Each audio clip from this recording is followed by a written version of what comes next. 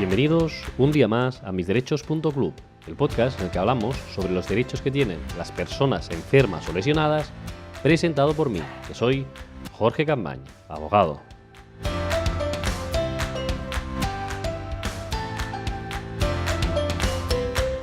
Muy buenos días a todos y feliz miércoles 17 de abril de 2019. Este es el episodio número 96 de misderechos.club y lo vamos a dedicar a hablar sobre las hernias cervicales.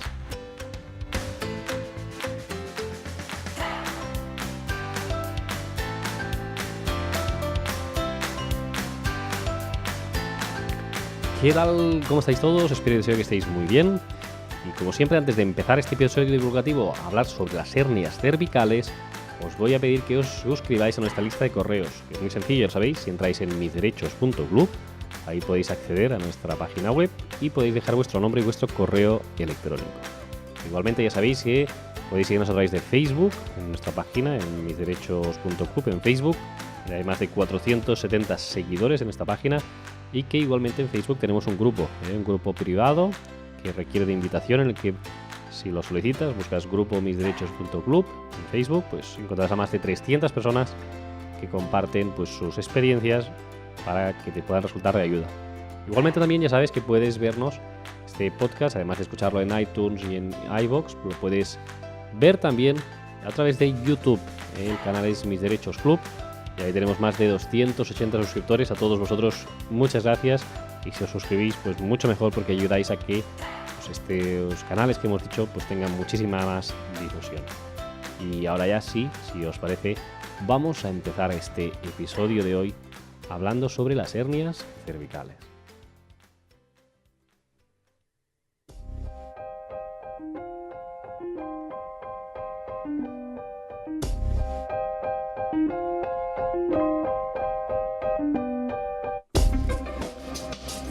Bien, las hernias cervicales es una serie de lesiones, unas lesiones de los discos. Ya sabéis que la columna vertebral está formada por unos tipos de vértebras. Pues empezamos por la parte superior, que son las partes de las cervicales, ¿no? Las vértebras cervicales.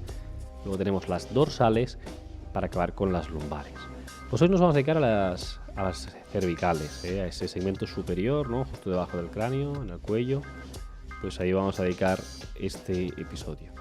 Bien, lo primero es que el segmento cervical está constituido en este caso por 7 vértebras. Hay 7 vértebras cervicales que se enumeran de la C1, se enumeran así, lo veréis en los tags, en las resonancias o en las radiografías, veréis que se nombran como C, que quiere decir de cervical, y hay de la C1 hasta la C7. Y funcionan de la C1, es la que está más arriba, hasta la C7, que es la que está más abajo de todo. Hemos de tener en cuenta que la hernia es básicamente, pues pueden tener un problema, que es que se desplaza el disco, ¿no? El disco se desplaza y este desplazamiento del disco es posible que contacte con el nervio, y esto genera bastante dolor. Todo lo que son las cervicalgias, lo que sería el dolor a nivel cervical, es o por la degeneración del propio disco, o bien por este desplazamiento del disco que os digo que contacta con el nervio, o pueden ser ambas cosas. Entonces hemos de tener en cuenta ahora las siguientes especificaciones que os voy a explicar. De la C4, es decir, de la vértebra C4, de la cuarta y la quinta, de la C4 a la C5, puede ser que una hernia en este punto cause dolor en los hombros y debilidad en los deltoides. ¿Esto por qué es debido? Porque en función de la raíz, del nervio de raíz que esté afectado, los nervios que hay en las cervicales denervan, es decir, se van hacia los brazos y hacia las manos. Igual que las lumbares, pues van hacia las piernas. En el caso de las cervicales, el nervio que pasa por las cervicales va hacia los brazos, acabando en las puntas de los dedos. Pues bien, de la C4 a la C5, si hay afectada esa vértebra, os decía que el dolor se puede irradiar hasta los hombros y los deltoides. Esto es importante tenerlo en cuenta. De la C5 a la C6 puede causar debilidad en los bíceps y en los músculos extensores de las muñecas. Sería toda la parte posterior de los brazos. En la C6 y C7 tenía una hernia discal ahí, puede provocar debilidad en los tríceps y en los músculos extensores de los dedos. Y es una de las más comunes, la C6 y la C7, y que haya debilidad en lo que os digo, en los tríceps y en esos músculos extensores de los dedos. Y luego de la C7, que sería la raíz, ahí estaríamos pues la parte inferior del cuello y es donde se junta con la espalda alta, la espalda torácica. Y en ese caso puede provocar dolor en la empuñadura y bueno, irradiar hacia el brazo y sobre todo hasta la zona del dedo meñique. Es posible que esta sintomatología también se asocie con un síndrome del túnel carpiano. No tiene absolutamente nada que ver, pero por la zona que va y demás, pues puede también, en ese sentido no sería el pulgar del síndrome del túnel carpiano, sino el dedo meñique, pero la sintomatología es bastante similar. Entonces, siguiendo con los síntomas, ¿cuáles son los síntomas que provoca, en este caso, una hernia cervical o que puede provocar una hernia cervical? Pues los síntomas que son más comunes es el entumecimiento, es decir, notar pues, que está dura, ¿no? Esa articulación, un hormigueo, es decir, que notar que hay esa irradiación como contacta con el nervio que decíamos antes, pues notamos un hormigueo, una sensación como sin eléctrica, ¿no? Como si hubiera un poco de que se nos duerme, ¿no? Adormecimiento, dolor. Eso es el síntoma propio de una radiculopatía cervical, es decir, cuando contacta el nervio. Dolor intenso, que puede ser fluctuante, y un hormigueo, esa sensación de entumecimiento. Bien, en cuanto a las causas, son normalmente degenerativas, no es por ningún tema traumático, ni por un golpe ni demás, lo que puede producir también, pues un accidente puede producir un proceso de herniación. Pero normal es que la hernia sea algo degenerativo y que poco a poco pues el disco se vaya herniando. Entonces, la causa un poco es desconocida, pero ya os digo que lo habitual es que sea degenerativo. El diagnóstico. ¿Cómo se llega al diagnóstico por parte del traumatólogo? Pues bien, el diagnóstico se llega mediante pruebas de imagen, ya sabéis, por radiografías, TACs, resonancias magnéticas, pues con todo esto se puede ver si existe o no una hernia discal. Entonces, hay otra prueba que es importante también, que la hemos visto en otras ocasiones, que es la electromiografía, que con esta electromiografía lo que tenemos es un electromiograma que se ve si existe o no un pinzamiento del nervio. Es decir, si la hernia discal, si el disco está contactando o no con la raíz de alguno de estos nervios que hemos visto, de la C5, de la C6, de la C7, pues ahí podemos ver si hay o no contacto con el nervio y con la raíz, y eso puede ser que con esta prueba pues se consiga demostrar, ¿no? En ese sentido, pues que pues, se tiene ese dolor, ¿no? Ya sea en los bíceps, en los tríceps, en las manos, en las puntas de los dedos, ¿no? Pues esa sintomatología se puede confirmar con esta prueba electromiográfica. Bien, esto en cuanto al diagnóstico y a las pruebas que son más comunes que se hagan, estas pruebas de imagen, más allá de también de la clínica del propio paciente. Cuando lo relata, pues el traumatólogo nos va a hacer una serie de pruebas también para ver hasta qué punto pues, hay limitación en el balance articular, etc. Bien, vamos a lo que son los tratamientos. ¿Qué hacer cuando se padece pues, una hernia cervical y qué tratamientos tiene, pues en este caso, el traumatólogo o el neurólogo que nos esté llevando? Bien, los tratamientos habituales son primero fisioterápicos y de osteopatía en este sentido, es decir, todo tratamiento pues, conservador para intentar recuperar una estabilidad y que no se tenga dolor. Y también se suele dar fármacos, pues los típicos AINES, ¿no? Antiinflamatorios no esteroideos. Y en casos más graves y que no hay mejoría y que el dolor es muy importante, pues también se pueden dar pues algún tipo de opiáceo o algún tipo de biorrelajante, sobre todo para el dolor neuropático. Esto es lo que suele haber en cuanto a las medidas pues no quirúrgicas, dijéramos, ¿no? Sin intervención quirúrgica, pues tratamiento fisioterápico, ejercicios, osteopatía, tratamiento farmacológico para paliar un poco el dolor, ¿no? Más álgido, y con eso se tiene que ir tirando. Si esto evoluciona o en casos más graves, se pasa ya al tratamiento quirúrgico, es decir, a la intervención quirúrgica. Entre las intervenciones quirúrgicas dependerá del tipo de lesión cuál es la más adecuada. No quiere decir que una intervención sea mejor que otra, sino que en función de lo que vea el traumatólogo, pues decidirá qué tipo de intervención practicar. Yo os voy básicamente a decir tres, que son las más comunes, pero que hay muchísimas más que exceden el objeto de este podcast. Pero básicamente hablaremos de artrodesis cervical, que es cuando se unen varias vértebras con unas placas o con unos tornillos, ¿vale? Es decir, que esto lo que hace es fijar la columna de forma que perdemos movilidad, pero podemos ganar de que no contacte con el nervio y por lo tanto no tengamos ese dolor, esas parestesias, ese adormecimiento, etc. Entonces se pierde movilidad y fuerza, pero se gana que no tenemos ese dolor tan intenso. Y es de las cosas más limitantes en cuanto a una intervención, pero que resulta bastante efectiva. Luego tenemos otro tipo de tratamientos que pueden ser, en este sentido, pues la discectomía cervical. La discectomía es un procedimiento quirúrgico para extirpar una parte dañada de una hernia discal en la columna vertebral, ¿no? Entonces te extraen una parte y que puede ser la que esté comprimiendo pues, los nervios, ¿no? Entonces te extraen esa parte y en principio después de esta intervención quirúrgica el dolor baja mucho o prácticamente desaparece. Entonces es una solución que se hace bastante, ¿eh? Lo habréis escuchado como discectomía o microdiscectomía. Y luego hay otra intervención quirúrgica, también descargable, que os quería comentar, que es la laminectomía, ¿eh?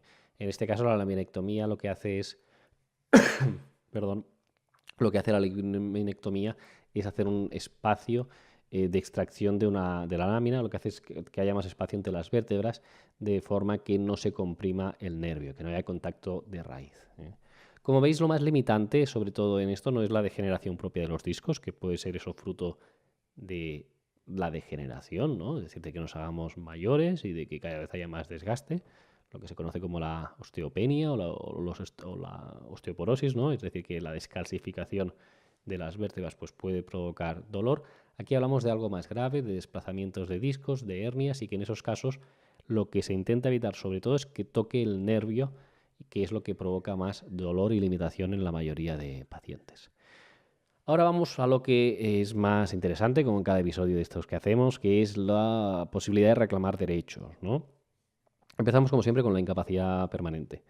Por una hernia cervical, y siempre digo lo mismo, las incapacidades laborales no se reconocen por una enfermedad propiamente, sino por cómo te limita esa enfermedad o esa lesión. Por una hernia cervical, cuando hay una sintomatología activa y se han intentado varias posibilidades terapéuticas, entre ellos la intervención quirúrgica normalmente también, pues en esos casos se suele reconocer una incapacidad laboral cuando persisten limitaciones funcionales. Entonces, ya sabemos que hay 4 grados de incapacidad: la incapacidad parcial, la total para la profesión habitual, la absoluta para todo tipo de trabajo y la gran invalidez. En este caso se suele reconocer solo el grado de incapacidad permanente total.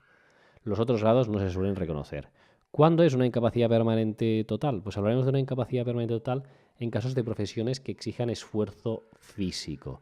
Esfuerzo físico importante o esfuerzo físico moderado, y que tengamos sobre todo que usar las extremidades superiores, pues brazos, coger peso, hacer fuerza. En esos casos se suele reconocer una incapacidad laboral. Esto es importante que lo tengamos en cuenta, y también saber que puede ser que también se den en profesiones que no requieran esfuerzo físico, pero sí que estés en una posición estática a nivel cervical y sostenida.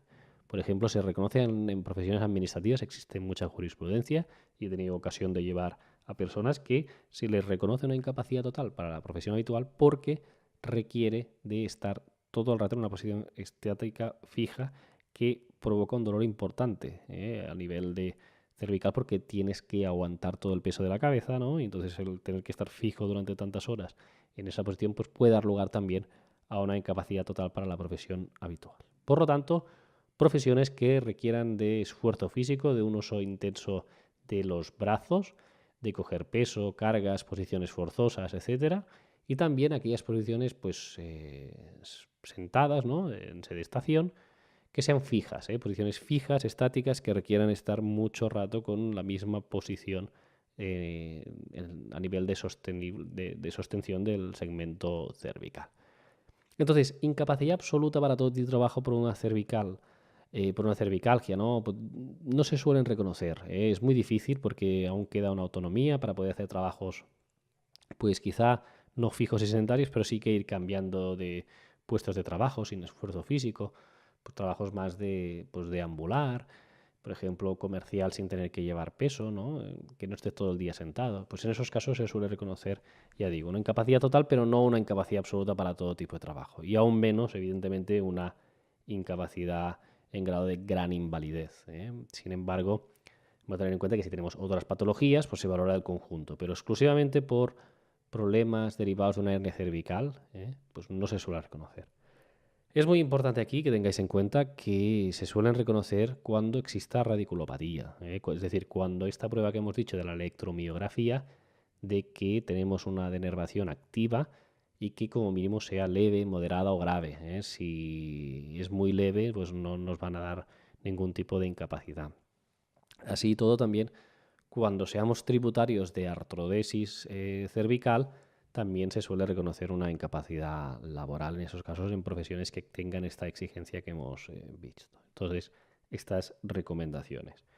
E igualmente os recomiendo, por último, y ya para acabar esta parte, de que os hagáis una prueba biomecánica. Esta prueba biomecánica os puede servir para medir la fuerza y la movilidad que tengáis de lo que es el segmento cervical, de cuántos grados puedes mover el cuello, qué fuerza puedes hacer, qué fuerza puedes soportar, etcétera. Esto es importante y esta prueba os puede ayudar bastante.